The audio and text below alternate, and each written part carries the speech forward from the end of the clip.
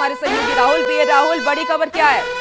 बिल्कुल, तो देखिए, तमाम उठापटक के बाद से महागठबंधन में मुकेश सहनी की जो डील है वो सील हो चुकी है। हम ऐसा इसलिए कह रहे हैं क्योंकि आरजेडी ने उन्हें सेट कर दिया है, एडजस्टमेंट कर दिया है और बता दिया है कि आपकी जो महत्वाकांक्षा है उससे हम पूरी करेंगे। बता दें कि नामांकन के आखिरी दिन जो है वो बात मुकेश सहनी की आरजेडी के साथ बन चुकी है।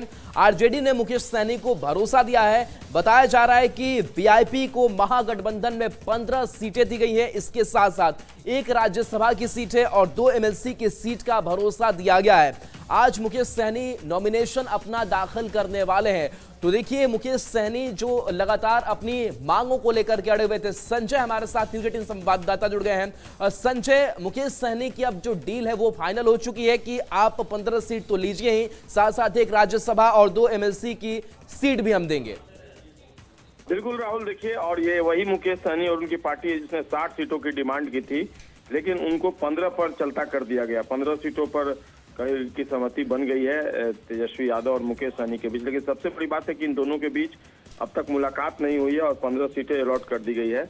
और जो सामने बात आई है, एक राज्यसभा और 2 एमएलसी की सीट का उनको ऑफर किया गया है कि सीटें कम दी गई है, उसकी भरपाई इस तरीके से की जाएगी। अब मुकेश सहनी आज अपना नामांकन करेंगे और दरभंगा से वो नामांकन करेंगे। और इसके अलावा जो उनके पार्टी के दूसरे नेता हैं वो भी मुकेश सहनी गौरा बौराम से करेंगे, जबकि बाल गोविंद बिंद जो उनके प्रदेश अध्यक्ष हैं वो भभुआ से करेंगे। इसके अलावा और आई से वीआईपी के उम्मीदवार भोगेंद्र सहनी होंगे और इसके अलावा दरभंगा शहरी क्षेत्र से उमेश सहनी होंगे।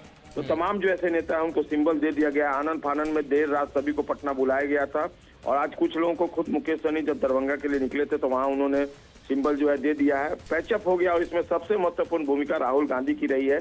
दीपांकर भट्टाचार्य ने भी इस पूरे मामले में अपनी तरफ से डैमेज कंट्रोल किया।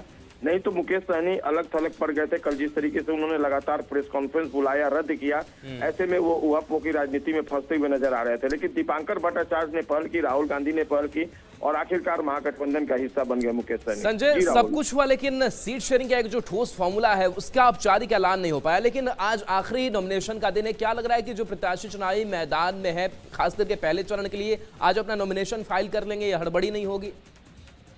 बिल्कुल, जो वीआईपी प्रवक्ता है देवज्योति, उनका कहना है कि जिनको फर्स्ट फेज में आज नामांकन करना है वीआईपी की तरफ से, उनको सिंबल दिया जा रहा है, कुछ को और देना है, लेकिन फर्स्ट फेज में नामांकन में कोई प्रॉब्लम नहीं होगा, ऐसा वो दावा कर रहे हैं। और कह रहे कि जो सेकंड फेज के उम्मीदवार होंगे उनके लिए भी सिंबल जो है वो तैयार रखा जा रहा है और उनको भी जल्द ही सिंबल दे दिया जाएगा। तो अब सारा कुछ पैचअप होने का दावा किया जा रहा है वीआईपी के नेताओं द्वारा। देखना होगा आगे क्या कुछ होता है। लेकिन फिलहाल मुकेश सहनी की पार्टी के लिए राहत बड़ी खबर है कि उनका महागठबंधन से पैचअप हो गया है और 15 सीटों पर वो विधानसभा का चुनाव लड़ेंगे। चलिए, शुक्रिया संजय इस अपडेट के लिए आपका। तो देखिए, पैचअप जो है वो मुकेश सहनी का अब हो चुका है। जो एडजस्टमेंट वो चाहते थे वो हो चुका है। अब नॉमिनेशन की जो प्रक्रिया वो चल रही है और आज पहले चरण के लिए आखिरी दौर और आखिरी दिन है। रुचिका, बिल्कुल।